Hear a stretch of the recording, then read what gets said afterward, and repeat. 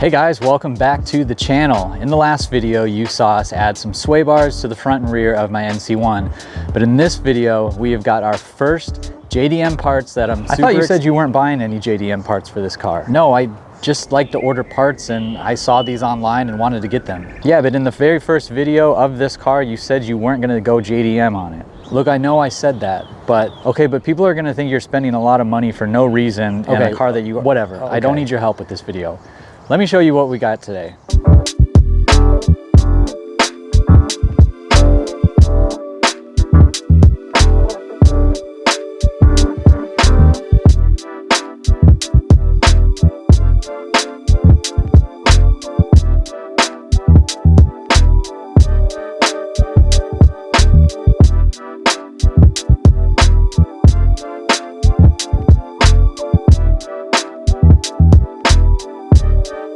Okay, and I might have said in the first video of picking up this car that I wasn't gonna go full JDM on it, and that stands true. I'm really not. But when you find a good deal for car parts, and I love car parts, and especially something that I haven't had before, brands that I haven't had before, I can't help myself. I gotta spend the money. We picked up two things. So we did our front and rear sway bar, two parts in one video. In this video, we're gonna be stiffening up the chassis with a Cusco one-piece front strut tower bar and a Beatrush rear strut tower bar. Now I have had front and rear strut bars in the red car for some time. I can't run the front strut bar anymore. I had the Auto EXE set, so I can't run it in the front with the turbo, but I do still have the rear Auto EXE strut tower bar in the red car. Before you jump to the comments below telling me that strut tower bars don't do anything, I'm not saying you're wrong, but I'm not saying you're right either.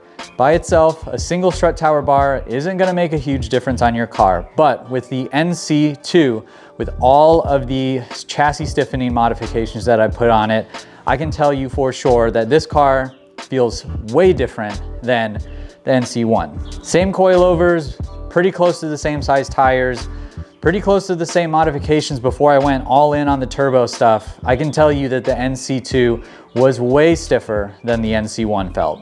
Oh, but Jackson, you have a roll bar in the NC2. Yeah, I do. But the NC1 is getting a roll bar. So I love the way the NC2 feels, and I want to replicate that in the NC1. So that's why we're starting with front and rear strut tower bars. The process for doing this is pretty easy. We're just gonna have to jump into the trunk, cut a few plastics, and in the front, we're not gonna have to really do anything at all.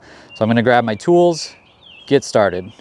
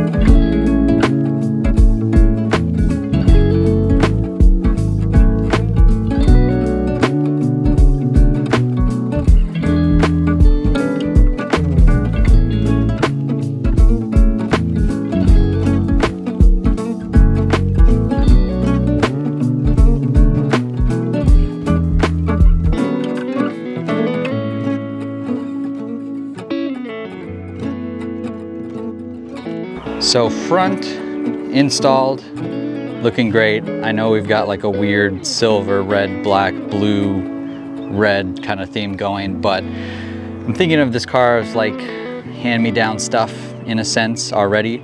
And I don't really open my engine bays at things, but it's more function than form. Happy with it. Looks good, fit well, as you'd expect. And our rear, I know I didn't get a ton of it on video. It's hard to film in the trunk, but it was kind of a pain, especially getting the cuts right. I had to take these out and cut them multiple times, and it came out pretty even, I'd say. I'm happy with it. I don't really open the trunk too much and look at it, but it's a nice silver bar, and you can kind of see the gold pedestals back there. Those were fairly tough to get in. The trunk is annoying to deal with. It's very sharp metal and tight spaces. But I'm gonna get the car all cleaned up, at least trunk and hood closed and everything. And then we'll go for a little drive and I'll give you some initial impressions. I'm not gonna like wow you and say that it's the greatest feeling ever, but finish this video off with the drive, close it out. I'm sure there will be questions as to why I keep mentioning OEM Plus, yet I've just made a video installing aftermarket parts, and that's a fair question to ask, but the mentality of OEM Plus is more so looks to me.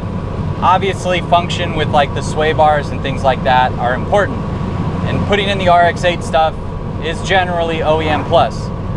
Mazda speed parts are generally OEM Plus. If I could find front and rear Mazda speed strut bars, I would have absolutely bought those and put them in. And if I ever do find those strut bars, I probably will order them if I can, if they're for a decent price, and have those installed on the car and swap them out.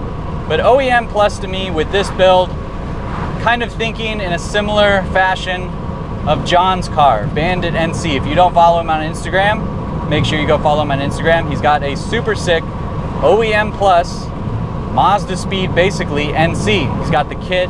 And I know, like I said, the strut bars by themselves aren't gonna make a huge difference, but we've made two really big modifications as far as like the handling and feel of this car goes. The sway bars feel great. The strut bars are just gonna be adding to a tiny fraction of how this car feels overall. And compared to 3 weeks ago, this car feels so good. It feels like a Miata should, for sure. Obviously, it doesn't feel exactly like my red car does. It probably never will, because I'm not gonna go that far with this car. But once we get the control arm bushings on this thing set up, it is gonna feel like a brand new car as far as the handling goes.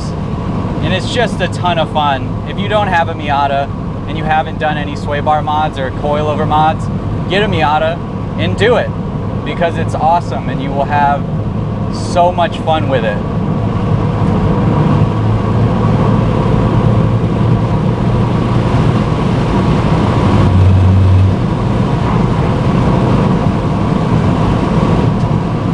And I'm doing my best here on the roads that we have. They're not super tight, but they're all just kind of big sweepers. And it feels good. Car feels planted. It feels flat through the corners. I need a seat. The seat is definitely a little worn in, but it's a ton of fun otherwise. It doesn't even matter. I just smiles for miles and traffic.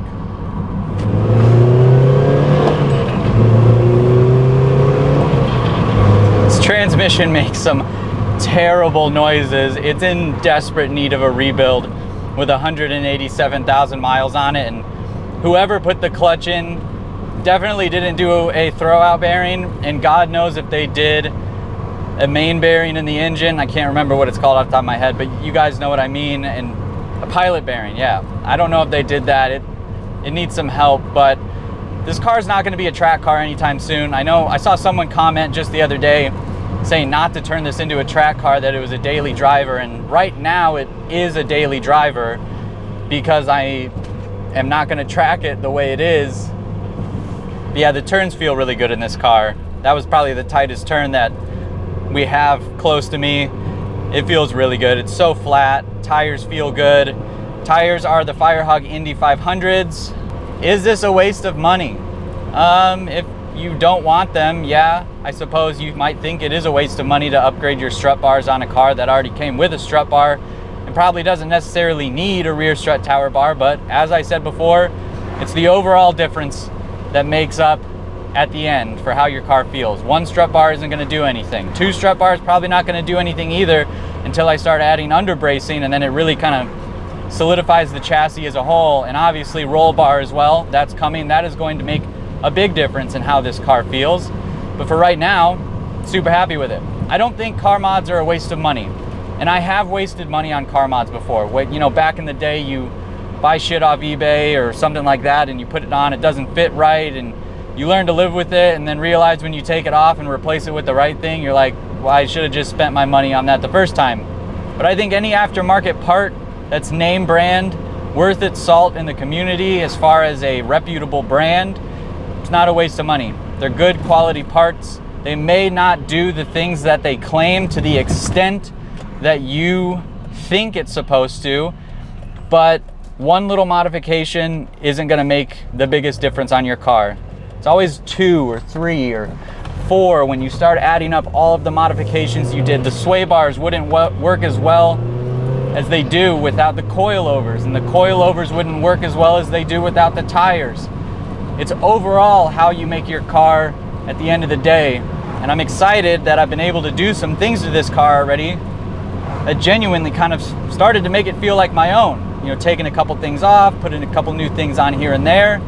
Genuinely, this car is starting to feel like mine. Sort of like when you move into a new house, you don't know all the rooms yet. The previous owners put in a color flooring that you might not like, and once you realize it, looking back, you're comfortable. You feel like it's yours. It's exactly how this is starting to feel. But enough with my silly analogies on everything. Final thoughts on the strut braces. The install, mostly easy. The rear was just a little tricky, but if you have a couple swivel heads for your socket wrenches and things like that, you'll be just fine. It's easy to do. And the front is stupid easy, even though I had 2 people helping me. I'm gonna close this video out. I've enjoyed this car. It's feeling good, feeling like mine. There's not much else to say except go down below and hit the subscribe button, because like I said, we've got a roll bar install coming for this thing, plenty of other mods. We're gonna have to do a little master cylinder clutch pedal reinforcement situation to get our clutch pedal and clutch hydraulics feeling a little bit better. I've got a whole kit ready to go for that, so stay tuned for that. It's fun doing a Miata over again. I've really enjoyed it. So go down below, hit the subscribe button, give this video a thumbs up, leave your comments below, and I will see you guys in the next one.